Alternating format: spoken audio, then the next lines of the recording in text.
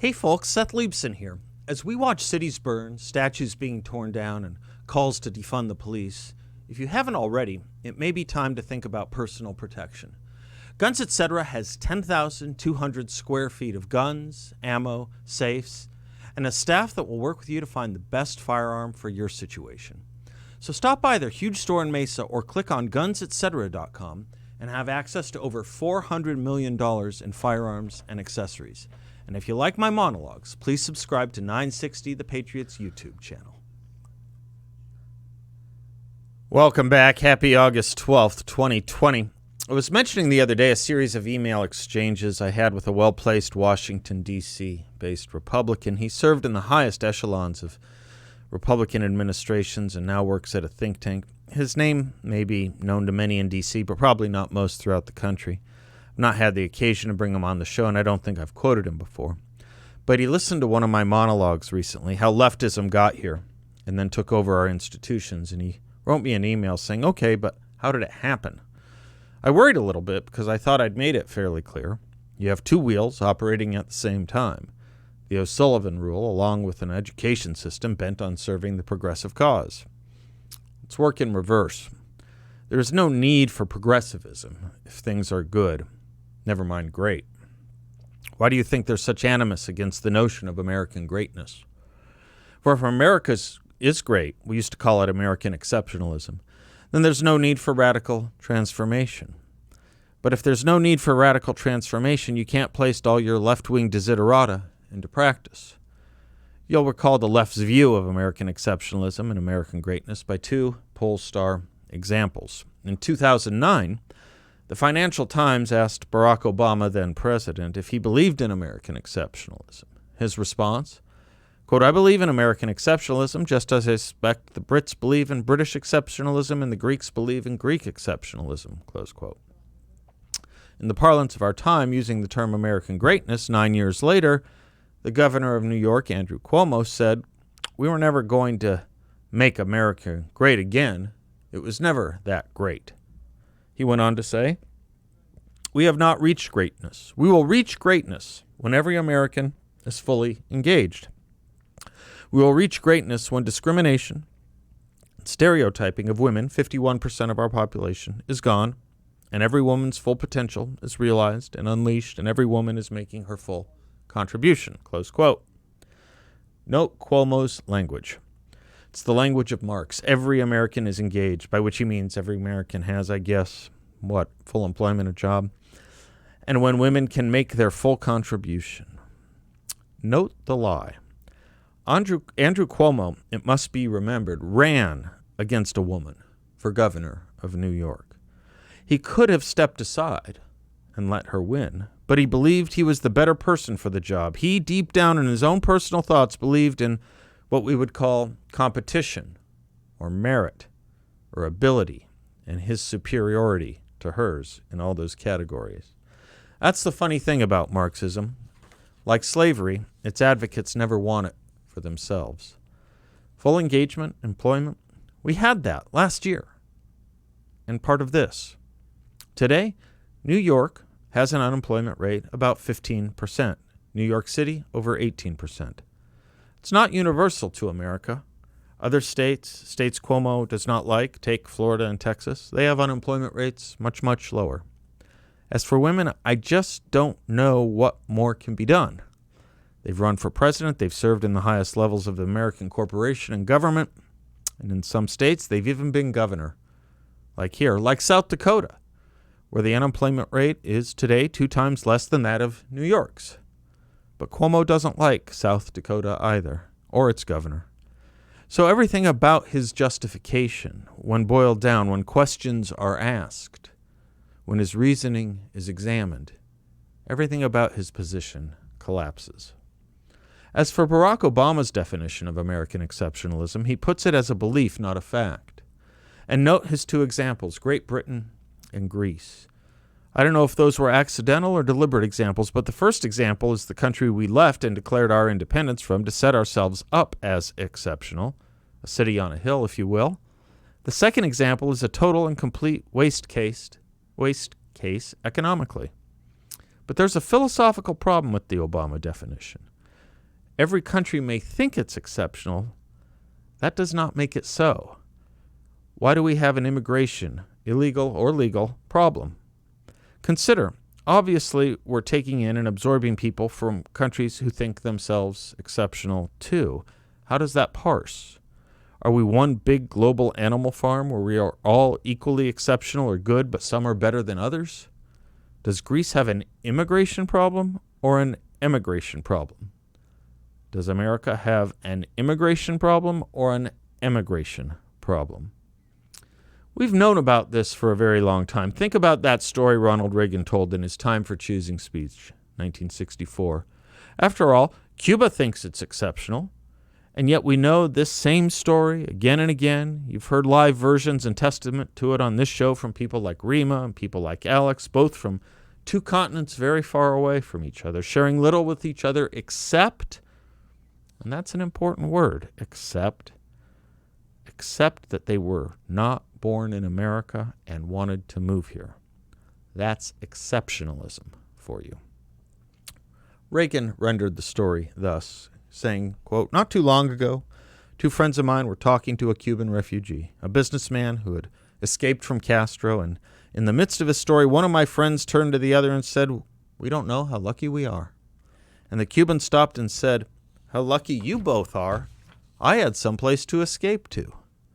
And in that sentence, he told us the entire story," Reagan continued. "If we lose freedom here, there's no place to escape to. This is the last stand on earth," Reagan said. That story illustrates exceptionalism, just as Rima from Europe and Alex from South America can testify, and so many others. The lesson Obama did not understand is one may think he's Napoleon, but that does not make it so that he is, in fact, Napoleon. In fact, we have a word for that syndrome. It's called delusion. It's actually a mental disorder. Just because a country thinks it's great, it doesn't make it so.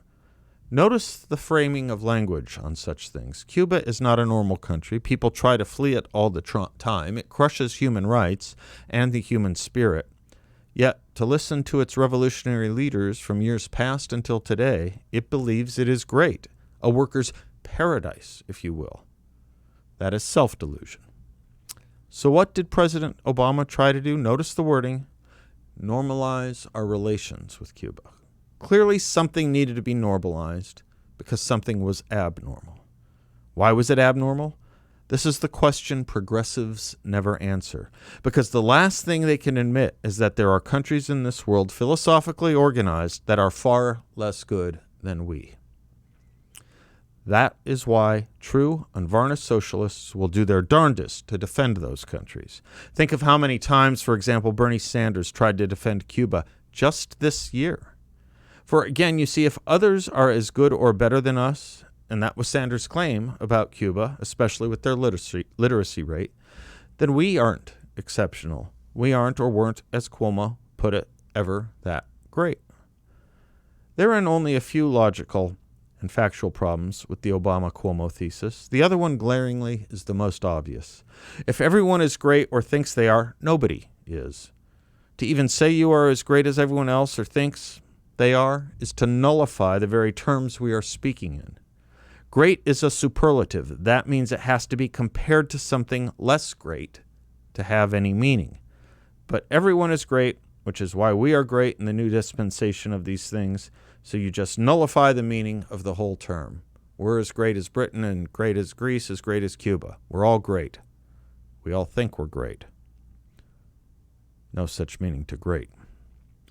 Which is why it is so interesting to me about all this. It takes fallacy and redefinition of terms to actually deny our exceptionalism. And in that denial, one other thing is required for the progressives' defense of their position. We never get there. We never get there. The goalposts always have to be moved.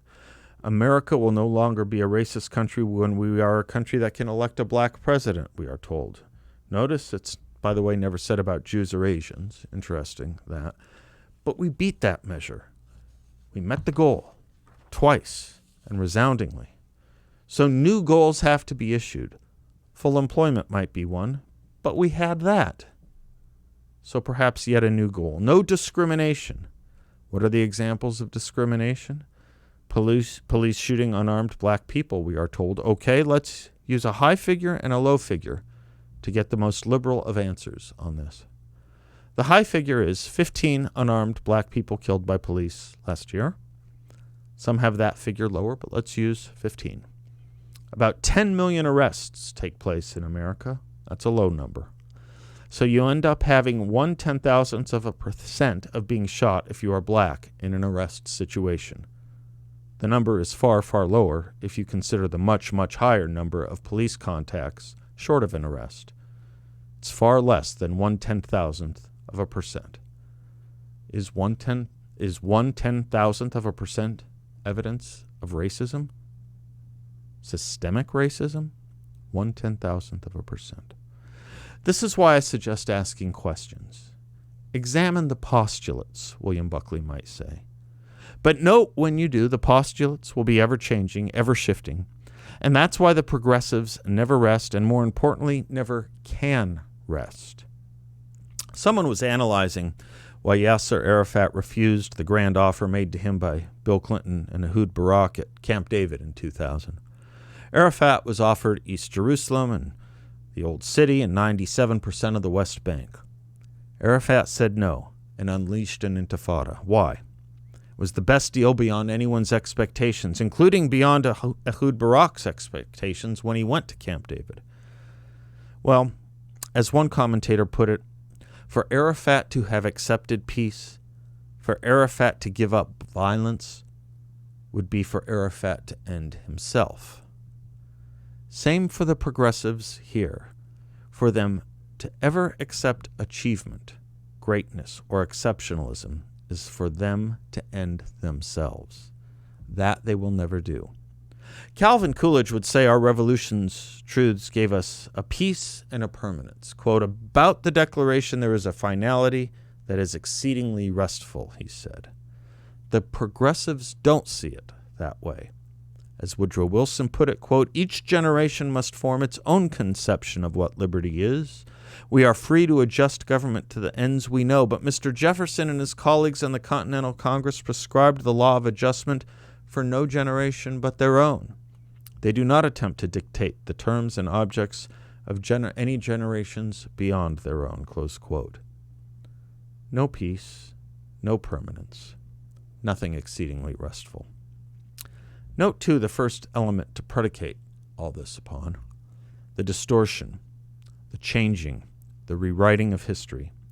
Arafat did it. He even did it at Camp David, denying there was ever a Jewish temple in Jerusalem. The modern left today does it. See our history books or the 1619 Project. No surprise Arafat was trained and groomed in Moscow, as we now know.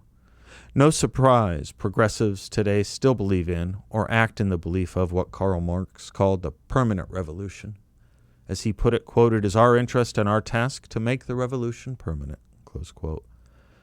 Progressivism, after all, is asymptotic. Never resting, never satisfied, never ending, always shape-shifting, always changing the goals. The most important words for understanding them, never at rest or peace or satisfaction, always efforting, always agitating, always changing the goals, always a crisis, always a revolution. To paraphrase Richard Dreyfuss, what we are dealing here is with a perfect engine, an eating machine. It's a miracle of evolution. All this machine does is swim and eat and make little progressives. And that's all. I'm Seth Leibson. We'll be right back.